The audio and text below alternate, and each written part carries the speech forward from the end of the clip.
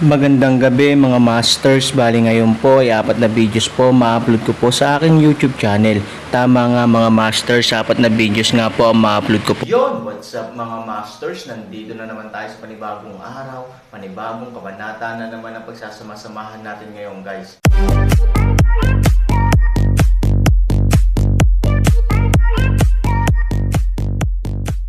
Bali mga masters, kung bago ka pa lang po sa aking YouTube channel, please click the subscribe button, lalong-lalo na po yung notification bell guys, para maging connected pa rin tayo sa isa't isa at maging updated kayo sa mga susunod ko pang video. Bali mga masters, bago natin umpisahan ng kwento ay mag-shoutout po muna tayo para sa mga solid nating tagapakinig. Shoutout kay Jerwin Cuiano, shoutout kay Robert Tolentino. Yun na nga mga masters, no? Bali hindi na ito patagalin. In 3, 2, 1, let's go! Mga master, magbabalik tayo sa pag-upload ng 4 na videos everyday simula ngayon araw. Salamat sa solid na pagsuporta mga master. Ang Aaron ay parang taga-kolekta ng basura. Kahit anong makita niya, hindi niya ito palalampasan. Hindi nagtagal, puno na ang kamay ni Linlong.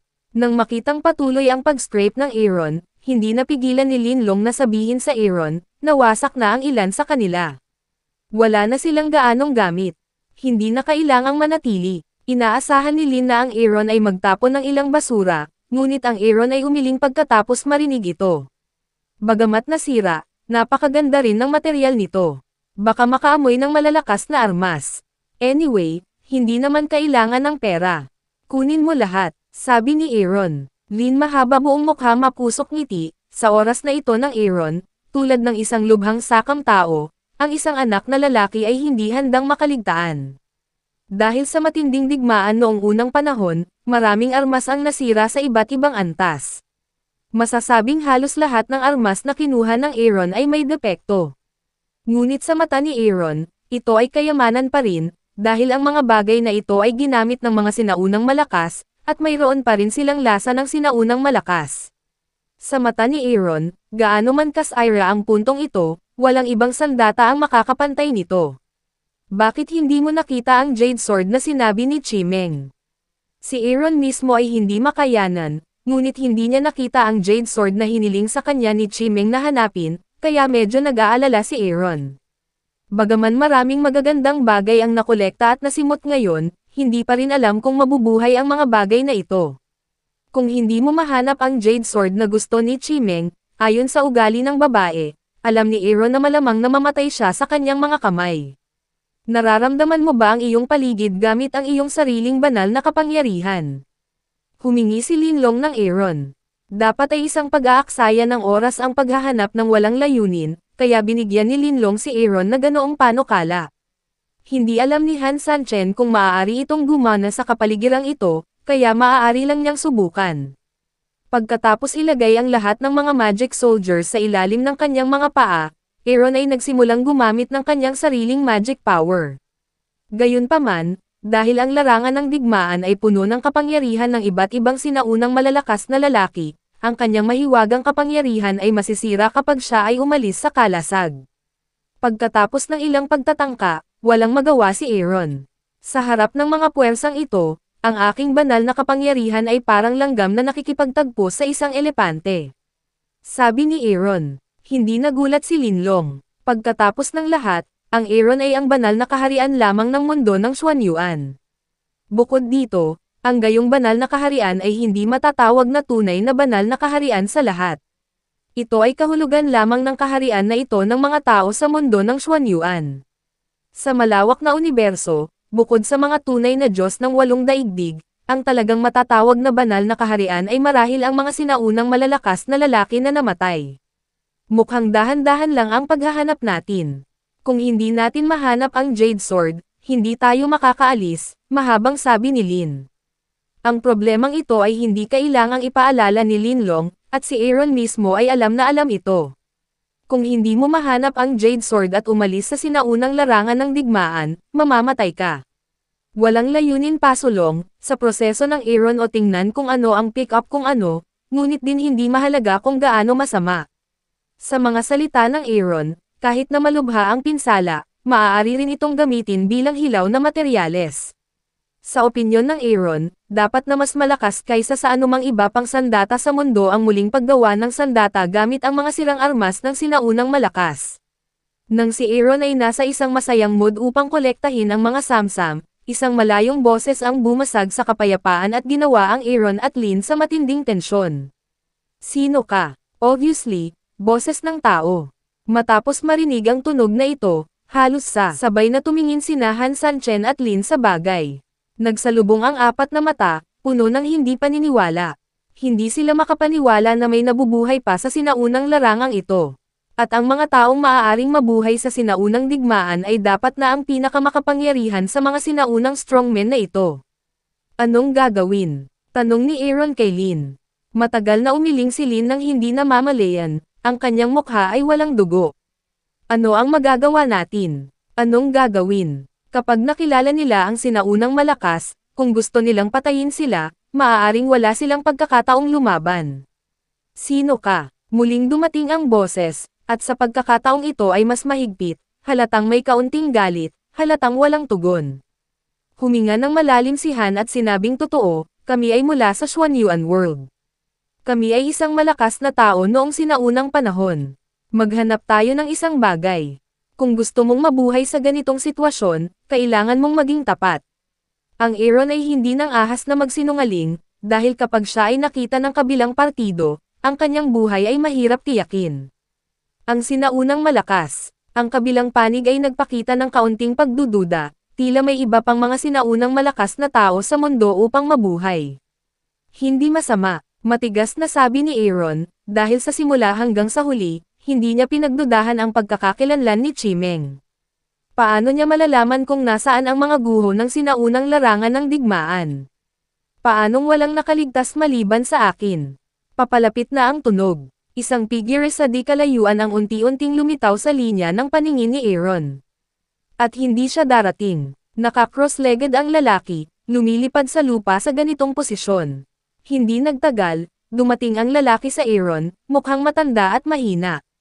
Halos hindi na siya makita ng maputi niyang buhok at balbas. Si Aaron at Linlong ay naglalakad sa manipis na yelo. Dahil malakas itong tao noong unang panahon, pwede silang patayin kahit hindi sila magkasundo, hindi ako nagsinungaling. Siya ay talagang isang malakas na tao noong unang panahon. Kung hindi niya sinabi sa akin ang pasukan sa mga guho ng larangan ng digmaan, paano ako nakarating dito? Sabi ni Aaron. Napasimangot ang lalaki. Kung hindi niya alam ang sinaunang digmaan, hindi niya malalaman ang pasukan ng larangan ng digmaan.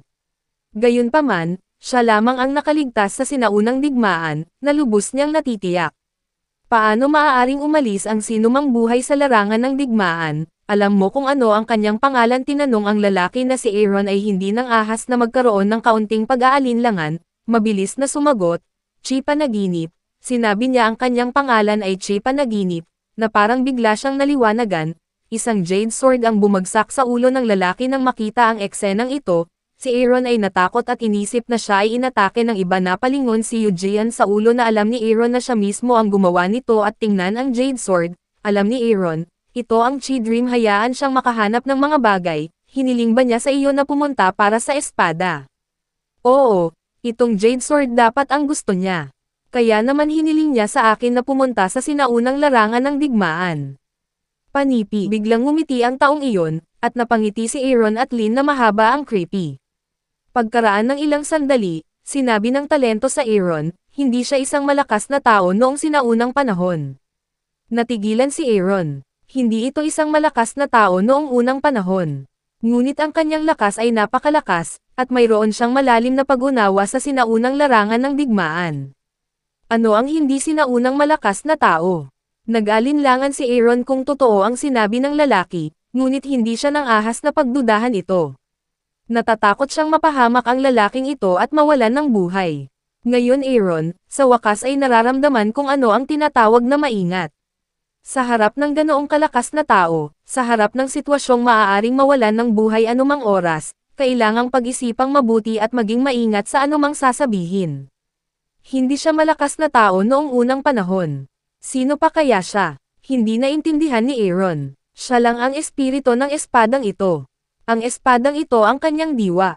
Paliwanag ng lalaki, blade at soul. Ang Aaron ay nalilito. Hindi pa niya narinig ang ganoong bagay. Espada lang yan. Paano ito magiging tao? Sa oras na ito, nagsimulang magpaliwanag si Linlong kay Aaron, sinasabing kapag ang espiritu ng espada ay umabot sa isang tiyak na lakas, maaari itong ipanganak, at ang pagkakaroon ng espiritu ng espada ay nagpapahiwatig na ang espada ay hindi karaniwan at isang tunay, artifact. Kinikilala ng espiritu ng espada ang master at ang pagkakaisa ng tao at espada ay lubos na magpapahusay sa lakas ng master ng espada. Naunawaan ni Aaron na ang espadang may espiritu ng espada ay mas makapangyarihan, at ang taong maaaring magkaroon ng ganitong uri ng sandata ay magiging mas malakas. Ito ay hindi maaaring makatulong ngunit hayaan Aaron ilang puso. Kung magagawa niyang master ang Jade Sword na ito, tiyak na asenso ang kanyang lakas. Para sa Aaron, na agarang kailangang pagbutihin ang kanyang lakas, ito ay isang magandang pagkakataon. Siyempre, alam din ni Aaron na hindi ganoon kadali para sa espiritu ng espada na kilalanin ang Panginoon. Madali siyang mamatay sa kamay ni Chimeng, paano siya may lalagay ni Chimeng sa mata? Napakadalisay ng dugo ng dragon mo. Kamusta na ang dragon ngayon? Biglang tanong ng lalaki kay Lin. Si Linlong ay hindi nang ahas na maliitin. Iniyuko niya ang kanyang ulo at sinabing, matagal nang nawala ang dating kaluwalhatian ng angkan ng dragon. Ngayon isa na lamang itong kakaibang hayop sa mundo ng lahat ng direksyon. Ang Dragon Clan ay naging isang kakaibang hayop. Noong mga araw na iyon, ang lakas ng Dragon Clan ay katumbas ng ang Terran Clan, at ito ay nahati sa 8 mundo. Sabi nung lalaki, napakalinaw ni Linlong tungkol sa maluwalhating kasaysayan ng lahi ng dragon. Sa kasamaang palad, ang katotohanan ay ang lahi ng dragon ay hindi na itinuturing ng mga Terran. Ipinagmamalaki nila ang pagpapaamo ng lahi ng dragon, at kahit na isaalang-alang ang lahi ng dragon bilang isang laruan at isang bundok. Mula nang mawala ang puso ng dragon, hindi na nakabawi ang dragon. May kasabihan sa dragon na kapag nakita mo ang puso ng dragon, maaari mong buhayin ang dragon, sabi ni Linlong. Ang puso ng dragon, kung tama ang pagkakaalala ko, ay dinala ng iyong mga ninuno sa sinaunang larangan ng digmaan, dahil ang dragon ay lumahok din sa sinaunang digmaan. Sabi nung lalaki, nasa sabik nitong si Linlong. Ang dahilan kung bakit nagtiis ito sa mundo ng Xuanyuan sa loob ng maraming taon at gustong hanapin ang sinaunang larangan ng digmaan ay dahil sinasabing ang puso ng angkan ng dragon ay nasa sinaunang larangan ng digmaan. Sa pamamagitan lamang ng paghahanap sa puso ng dragon, maaari nating buhayin ang dragon. Ito ang tanging pag-asa para mabaligtad ang dragon. Alam niya ang puso ng dragon, at malamang na alam niya ang kinaroroonan ng puso ng dragon. Paanong hindi masasabik si Linlong? Alam mo ba kung nasaan ang puso ng Dragon Clan? Hindi na makapaghintay na magtanong si Linlong. Kung tama ang pagkakaalala ko, ang malakas na dragon noong mga taong iyon ay nahulog sa hilaga ng larangan ng digmaan, at ang puso ng dragon ay dapat ding mahulog sa hilaga. Sabi nung lalaki, hilagang hangganan. Tumingin si Linlong sa hilaga at walang malay na gustong pumunta sa hilaga. Ngunit hinawakan siya ni Aaron.